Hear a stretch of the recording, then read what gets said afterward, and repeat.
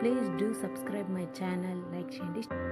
ఈరోజు మన టాపిక్ వచ్చేసి అప్పుడే పుట్టిన పిల్లల దగ్గర నుంచి 1 సంవత్సరంలో పిల్లలకి ఎలాంటి జాగ్రత్తలు తీసుకోవాలి అనే అంశాన్ని ఈరోజు మనం వివరించుకుంటున్నాము. అందులో ముఖ్యంగా వచ్చేసి పిల్లలు పుట్టినప్పటి నుంచి వాళ్ళ ఎదుగుదలగా వాళ్ళని ఎదగనివ్వాలి.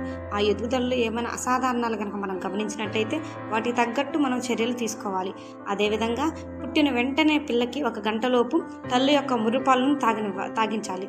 దాన్ని కొలెస్ట్రామ్ అంటారు. అదేవిధంగా బిడ్డను ఎప్పుడు వెచ్చగానే ఉంచాలి.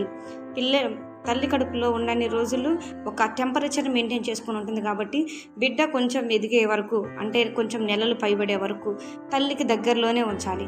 అదేవిధంగా తల్లిపాలు అనేది బిడ్డ పుట్టినప్పటి నుంచి ఒక 1 మంత్లకు నిద్రపోతూనే ఉంటాడు కాబట్టి 2 గంటలకు ఒకసారి లేపి తల్లిపాలు మనమే పట్టించాలి.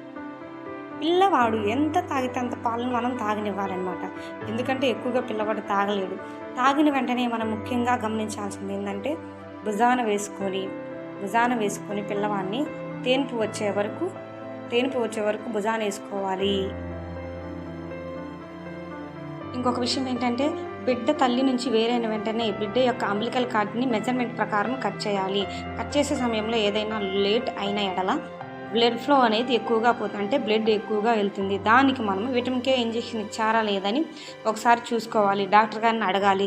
ఇవన్నీ మనం అడగాలి అంటే ఇవన్నీ మనకు తెలిసి ఉండాలి. ఎందుకంటే వాళ్ళు అన్నీ చేస్తారు, కానీ మన బాధ్యత ప్రకారం మన డాక్టర్ని సంప్రదించి అంటే ఇలా చేశారా అని అడగటం మన బాధ్యత అనమాట. అదే కాకుండా వయసుకు తగ్గట్టు వ్యాక్సిన్స్ వేయించాలి.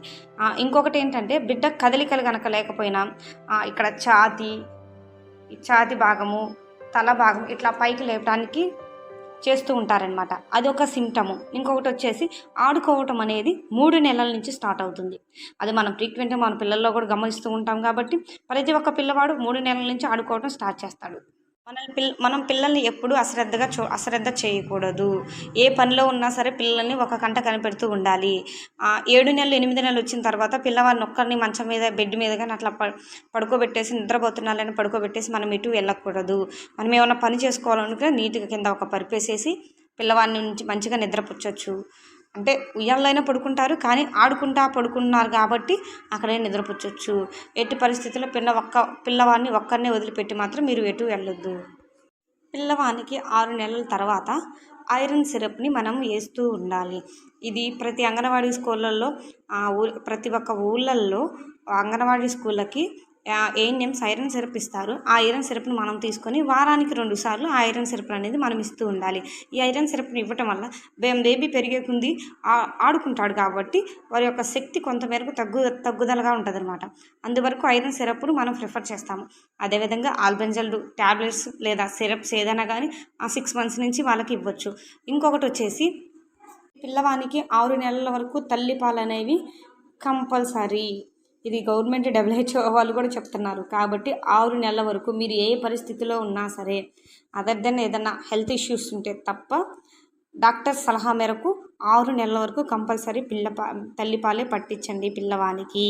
పోతపాలు అనేది అది బర్రెపాలు వాడుతూ ఉంటారు పుట్టిన వెంటనే. అలా మనం ప్రిఫర్ చేయకూడదు. డాక్టర్ దగ్గరికి వెళ్ళి డాక్టర్ సలహా మేరకు మనము ఆ పోతపాలని లాక్టోడెక్స్, లాక్టోజన్ అనే పౌడర్స్ చాలా ఉన్నాయి. అవి మనం చూసుకొని పిల్లలకు వాడవచ్చు. ఇట్లాంటి ఎన్నో ఆసక్తికరమైన విషయాల కోసం మన ఛానల్ని ఇప్పుడే లైక్ చేయండి, షేర్ చేయండి, సబ్స్క్రైబ్ చేయండి.